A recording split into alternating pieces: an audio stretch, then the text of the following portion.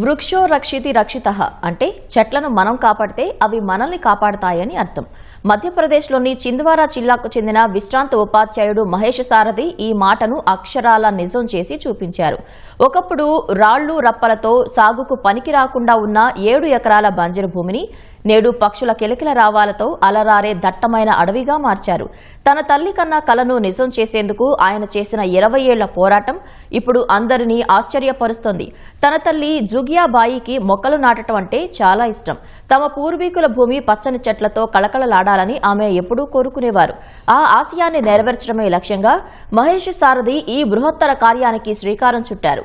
1997లో భార్యతో కలిసి ఆయన ఈ ప్రయాణం మొదలుపెట్టారు. ఈ అడవిలో ప్రస్తుతం 5,000కు పైగా టేకు చెట్లు ఉన్నాయి. ఉసిరి, వేప, మోదుగ, కానుగ, తుమ్మ, సీసం వంటి అనేక రకాల వృక్షాలు ఈ ప్రాంతాన్ని దట్టమైన అరణ్యంలా మార్చేశాయి. అడవి కోసం సొంత పొదుపు, ఇన్సూరెన్స్, రుణాలు కలిపి 40 లక్షల రూపాయల వరకు మహేష్ ఖర్చు చేశారు. ఒకప్పుడు ఎడారిలా ఉన్న ఈ ప్రాంతం ఇప్పుడు నెమళ్లు, అడవి పందులు, కుందేళ్లు, రకరకాల అరుదైన పక్షులకు ఆవాసంగా మారింది.